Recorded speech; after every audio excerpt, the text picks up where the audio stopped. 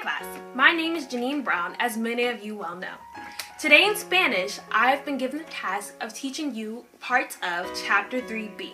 So, what is Chapter 3B on?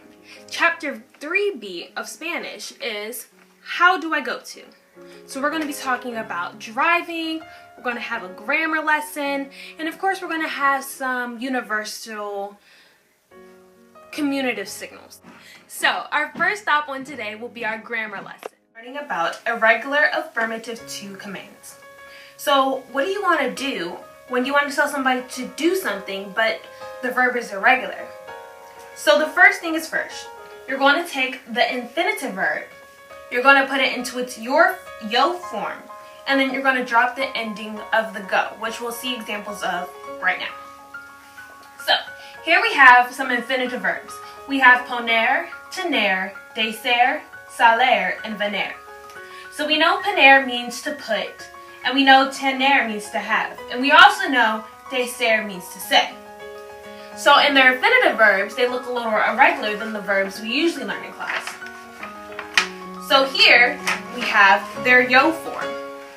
In the yo form, we can see that it's pongo for poner, tengo for tener, digo for deser, saler for salgo, and venir for vengo. Vengo for venir. What do you do when you're trying to tell somebody to do something but you have an irregular verb? So what you would do is you would take, for example, pongo. Pongo means to put. So you will take pongo in its yo form. You will cross out the go, but keep the stem of the word. So that means pongo becomes pon when you're trying to command somebody with the to form. So if you're saying to your friend or your sibling, if you're saying, hey, you put that down. In Spanish or Spanglish, it would be pon down, because it's understood that pon with its to command means you put. So it would be you put down, pon down. The same thing would go for tango. It would be you cross out the go and keep the 10. So tango becomes 10. Or for digo, same thing. It looks a little funny because pongo, tango both have the ends, but it's all this, it doesn't make a difference. For digo, which doesn't have a letter after the I, it's die. So you crossed out the go and kept the die. So it's die. So you're saying, you say this. If you noticed in the video, I had said the word digo wrong. If you pay attention to what Ms. Cooper teaches in class, you know that digo should really be dago and die should really be day. I was just testing you to make sure you're paying attention though. Okay, so now that you learned that part of the Spanish, of course we all know Spanish is a complicated language. So we all know that once we learn one lesson, it doesn't always apply to the other part of the lesson. These are things to remember.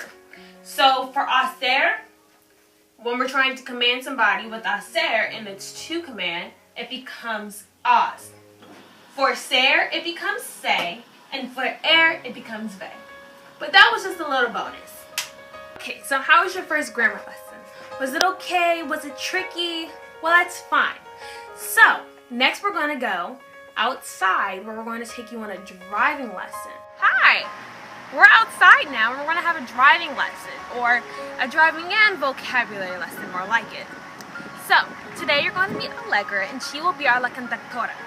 She will manejar despacio down our street. She will drive slowly down our street. Now before you start driving, Allegra, do you have your el permiso de manejar, your driver's license?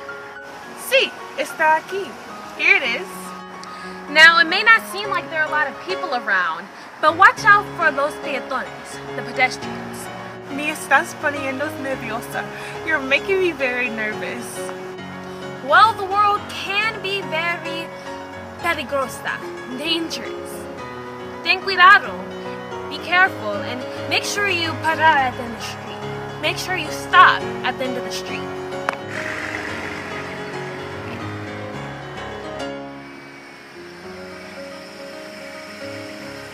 So our driver Allegra has stopped. It is Does anyone know why she stopped? There's no stoplight, no el semáforo. There is this, la señal de parada. Does anyone know what a la señal de parada is? If you said stop sign, you are correct. Now, does anyone know why a stop sign would be placed here? The stop sign is placed here at the corner, la esquina. It is at the corner of el cruce de calles. It's at the corner of the intersection. So, this will conclude our lesson on driving and driving related objects today. I'll see you back at the house. How was outside? Did you have a lot of fun? Now before we go into our last segment, we're going to review some of the vocabulary words you just learned. So, outside you learned despacio, which meant slowly, el cruce de calles, intersection, los peatones, pedestrians, la esquina, corner, la conductora, driver, a female driver, el semáforo, which is stoplight, el peligrosa, dangerous, la señal de parada, which is stop sign, parar, which we use in its conjugated form, para, to stop, we were saying you stop, and manejar, to drive. On this side, these are the phrases we learned outside. You might have heard Allegra say, me estás poniendo nerviosa. You are making me nervous. And then here, you saw me say, ten cuidado. I was commanding Allegra to be careful. If you remember from our lesson earlier, I had tener, ten cuidado. So, from its infinitive form, it would be tener cuidado.